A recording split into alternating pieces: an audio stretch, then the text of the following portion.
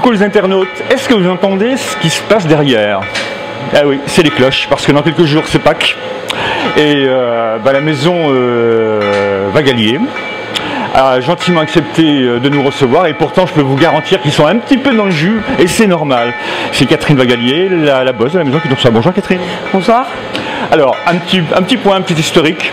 La maison Vagalier, c'est création 1947, je parle sur votre contrôle. Oui, c'est ça, 1947, 70 ans cette année, donc au mois d'avril. La fête qu'on va faire. Voilà. On se prépare, quand les cloches vont revenir. Et on peut pas dire que c'est c'est la plus ancienne de Montpellier. Là, actuellement, oui, c'est la plus ancienne de... Alors, ancienne ne veut pas dire la vieille, parce que j'ai vu que vous êtes très contemporaine sur vos fabrications. Alors, la vieille veut dire une des anciennes maisons de Montpellier, voilà, une maison familiale, donc je suis la 3e génération. C'est mon grand-père qui a créé la boutique donc en 1947, ensuite mon père, et maintenant, c'est moi. Et puis bientôt la fille. Ah, écoutez, on sait pas pour la fille, mais bon, les après-midi sont souvent bien occupés pour elle. Alors après, elle décidera par elle-même de ce qu'elle fait. Voilà. Et puis 1997, le Saint Graal pour vous? Oui, 1997, grande année, puisque j'ai obtenu le brevet de maîtrise en pâtisserie. L'ancienne formule, donc compliquée, mais bon, voilà, de très bonnes expériences avec des collègues, voilà, très enrichissant. Et puis voilà, c'est un peu un diplôme c'est vraiment le diplôme de fin d'études en pâtisserie, et voilà, qui ouvre la voie aux chefs d'entreprise. Hein. Et puis bien sûr, la presse s'intéresse très régulièrement à vous. J'ai lu dans la bonne presse de Montpellier, vous sélectionnez la qualité, vous sélectionnez l'accueil, les produits. Voilà, alors en tant qu'artisan, on se respecte. Donc premier choix, la marchandise évidemment, un choix de matière première de première qualité. Donc pour le chocolat, on part sur un chocolat d'Équateur. Depuis des années, on fonctionne comme ça parce que c'est par choix personnel, par goût. C'est un chocolat, une fève qui me plaît beaucoup. De part, quand ça fond en bouche, on n'a pas d'amertume, on n'a pas l'acidité d'une fève. Et voilà, donc ça me convient super bien. J'arrive à le travailler, que ce soit pour les moulages, les bonbons de chocolat. C'est le même chocolat dont on se sert pour les mousses au chocolat aussi, des entremets, des petits gâteaux. Donc voilà, le premier choix déjà, c'est la qualité des produits. Alors, on reviendra en fin de chronique sur la panoplie de vos articles au quotidien, parce que bon, c'est Pâques, mais vous faites d'autres choses que Pâques. Je sais plus, vous faites de la pâte à tartiner. Hein, entre autres. Entre autres, oui. Alors là, Pâques, c'est le rush, parce qu'il y a une grosse production de chocolat au niveau des moulages, que ce soit du traditionnel. On fait toujours des œufs, des poules, des cloches dans différents modèles. On est par exemple, je vous montrerai les œufs diamants, qui sont un peu différents de ce qu'on avait jusqu'à maintenant. On a des œufs mendiants aussi avec des incrustations de fruits secs. Cette année, on a des cranberries dans les mendiants, donc voilà. En plus des antioxydants du chocolat, on a les cranberries, plus tous les fruits secs. Enfin bon, c'est des cocktails détonnants. On va rentrer dans le vif du sujet. Mais juste la dernière chose, vous êtes également à la manœuvre pour la Chambre des métiers et de l'artisanat concernant l'arrivée de certains nouveaux produits. L'année dernière, j'étais avec vous et vous aviez annoncé de la glace à la rose. Non. Voilà, alors en fait, voilà, c'était voilà ce qu'on il y en a marre, on peut faire autre chose. Voilà, ce qu'on voulait, effectivement, en partenariat avec la Chambre des métiers et le syndicat des... Donc vous avez un rôle très actif. Voilà, j'ai un rôle actif, on essaye d'être un peu dynamique dans la profession. C'était au sujet du concours Héros Gourmand de l'année dernière. Donc avec le président Claude Lopez, on avait décidé que pour le prochain concours Héros Gourmand, au lieu de présenter que des spécialités basiques, on allait mettre dans les conditions de participation du concours, demander justement à nos artisans pâtissiers, chocolatiers, les confiseurs, de nous montrer ce qu'ils savaient faire en s'amusant. Voilà. Donc on a sollicité forcément dans les sorbets des sorbets aux fleurs. On a demandé, on va mettre des chocolats un peu pétillants, enfin quelque chose qui sort de l'ordinaire, pas forcément un produit qui est destiné à être vendu en grande quantité, mais juste pour montrer que nous aussi on peut faire. Le leitmotiv de Montpellier, c'est l'innovation. Et ben nous aussi on peut innover. Après bon ben voilà, il faut que ça suive au niveau du consommateur. consommateurs, mais montrer au moins qu'on sait le faire. Et ben voilà, maintenant on va mettre les mains dans le chocolat. Bon ben voilà, donc dans les productions de Pâques, on a tous les chocolats évidemment, et on a aussi la fameuse nougatine, ou croquante, suivant les gens. Donc c'est des amandes effilées avec un caramel, c'est cuit, étalé en fine couche, moulé en forme d'œuf, et moi je les badigeonne avec un chocolat. Donc ça c'est le chocolat d'Équateur, hein, c'est 75% de cacao. Voilà, alors c'est une nougatine au beurre de cacao qui ne prendra pas l'humidité, elle va rester croustillante jusqu'à Pâques, il n'y a pas de problème. Et on rajoute une petite touche, une petite fantaisie en faisant une fine couche de chocolat noir. Ben, je vous assure, c'est délicieux. Voilà. Alors moi j'en connais qui aimeraient bien mettre leur doigt là-dessous. Hein. Oui. Sous la fontaine à chocolat. Hein. C'est voilà, alors là vous avez l'honneur d'être devant 50 kg de chocolat qui tournent pour votre plaisir et pour le plaisir des gourmands montpelliérains. Voilà, bon, je vous accorde que c'est pas désagréable. On a une bonne odeur de cacao qui nous remonte là et on s'en lasse pas en fait. Voilà. Alors on dit que le chocolat a des bienfaits.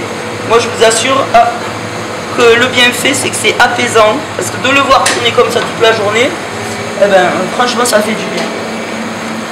C'est un anti-stress? Oui, c'est un anti-stress. Ouais. Entre autres. Alors là je vais vous mouler, comme je vous disais, j'ai beaucoup de moules, parce que depuis qu'on existe on accumule des séries de moules. Donc là on est sur du moule en fer et étamé à l'intérieur. Donc ça c'est des moules qui ont à peu près 50 ans. Hein. C'est vraiment des anciens modèles. Donc il n'y a pas de secret. Un moule bien lustré au coton, comme nous a fait tout à l'heure. Oui, parce que voilà, elle n'a pas arrêté de lustrer. Elle n'a pas arrêté de lustrer le moule, donc là on n'a pas de problème. On va mouler notre homard.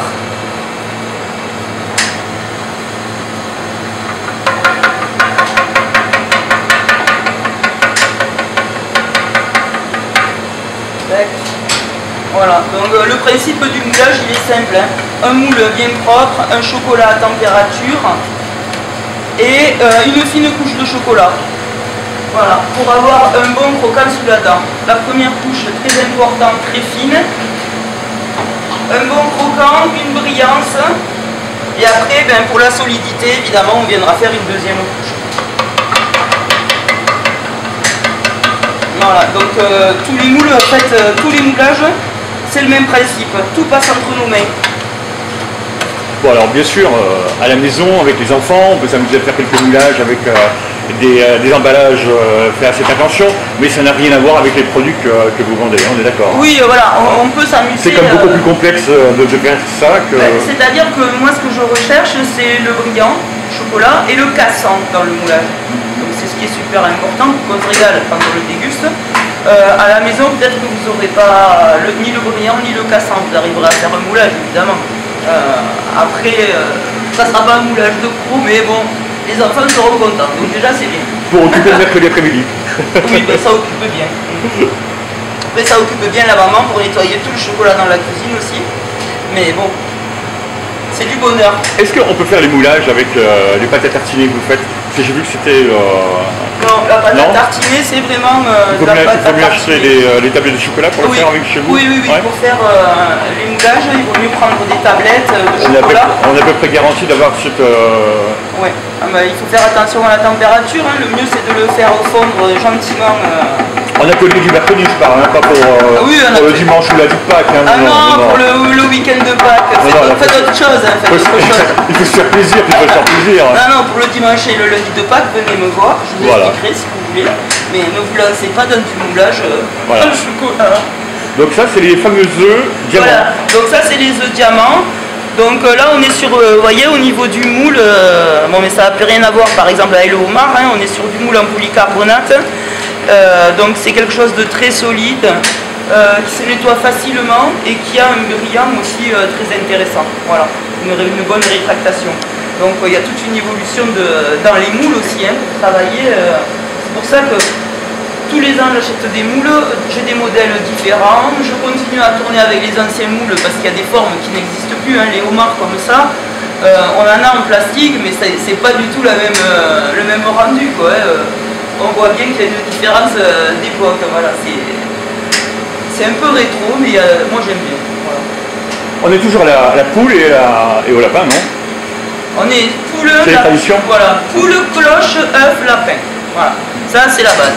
On ira faire un petit tour dans le magasin tout à l'heure, j'ai vu des choses bien. Voilà, donc après, forcément, donc, comme je disais, les diamants, les œufs nougatines. Mais les œufs nougatines, ça fait des années hein, que ça se fait, hein. C'est pas un effet de mode. Hein. Depuis tout temps, les gens ont aimé la nougatine. Ce qu'il y a, c'est que bon, voilà, c'est un travail spécial, la nougatine c'est chaud, c'est fragile, c'est cassant, enfin, c'est pour ça que c'est vraiment ponctuel.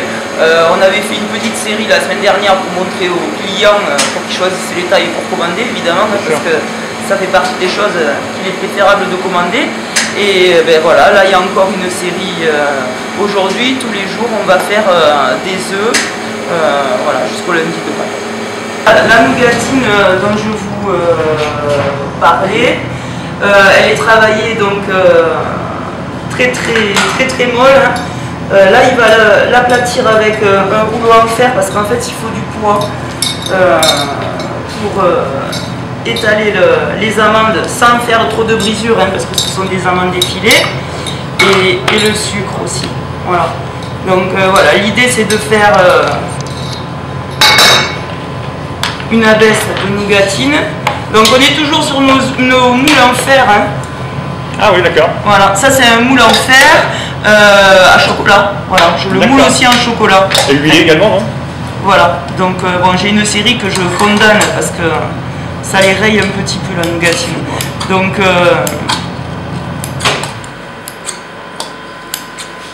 on le huile pour être sûr que ça décroche.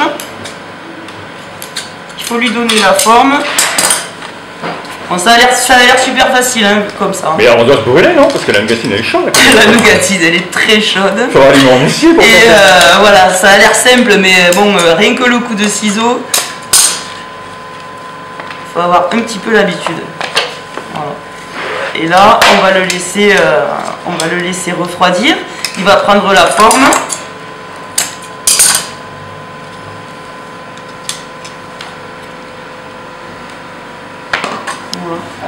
Bon, on va pas vous dire que infaisable à la maison, hein. Trop dangereux, hein. Ben, moi je pense que voilà, c'est chaud, hein. Ça fait partie des choses qu'il faut pas tenter parce que vous allez vous brûler et ne le faites pas. Et chacun son métier. Voilà, chacun son métier. Voilà. Ça, faites des moulages en chocolat pour faire plaisir avec les enfants, c'est pas dangereux, mais ça, le sucre, voilà. Faut pas s'en approcher. Voilà. Et ben voilà, on a passé un petit moment ensemble. Merci chère Catherine Valaguet de nous avoir reçus. On va donner quand même... Non, avant je vais dire une petite chose qui me tient un petit peu à cœur. Il y a le noir, il y a le lait, il y a le blanc, mais vous n'êtes pas amer, tel le chocolat. Ça. Voilà, je lui ai dit. Il y a des fois je suis poète, c'est comme ça, qu'est-ce que les gens disent? C'était la minute de poésie. Voilà, la minute chocolat avec Catherine Valaguet. Alors, vous avez un site sur Facebook et un site internet. Voilà, il y a le site Facebook de la pâtisserie. On a mis en ligne quelques photos, on met des actualités, voilà, des choses qui nous font plaisir. Moi j'utilise Facebook parce que je trouve que c'est convivial et voilà, puis j'aime bien des petites pointes d'humour, des petits coups de gueule. Voilà, c'est un petit peu de communication comme ça. Alors, on est vendredi, l'article est sur le site, sur la page Facebook. Il est bien temps de commander, hein, parce que pour samedi et dimanche, ça va être chaud. Hein. Ça va être très chaud pour samedi et dimanche, donc nous on est déjà arrivé à vendredi, on a déjà vendu quelques sujets. Donc il va falloir se réveiller les Montpelliérains, hein. Moi je vous attends. Comme d'habitude. Samedi, voilà. Samedi, dimanche, lundi, vous savez où on est, au Faubourg Saint-Jaume. Et pour les œufs nougatines, voilà, dépêchez-vous. C'est un peu chaud, hein, les œufs nougatines. Voilà, pour les œufs nougatines, ça va être chaud. Donc si vous vous dépêchez pas de commander ou de venir les récupérer, à partir de lundi, je vous assure, ça va être très compliqué, quoi. Voilà. Merci pour cet agréable moment et merci à votre charmante jeune fille et fille à la fois. Voilà. Hein, son prénom Chloé. Chloé, voilà. Merci Chloé. Au revoir les internautes, à bientôt. Ah si, la semaine prochaine, on est avec un d'horreur sur cadre. Il refait les cadres. Les moulures, les cadres. Heureusement qu'elle est là, je m'en sortais pas. Ouais, ça c'est encore un artisan, c'est pour ça que je connais. Voilà. On l'avait rencontré au bar. D'accord. Et on va faire ça avec lui la semaine prochaine. Donc le prochain rendez-vous artisanal, c'est avec lui. Au revoir les internautes et bonne Pâques. Au revoir, Joyce Pâques.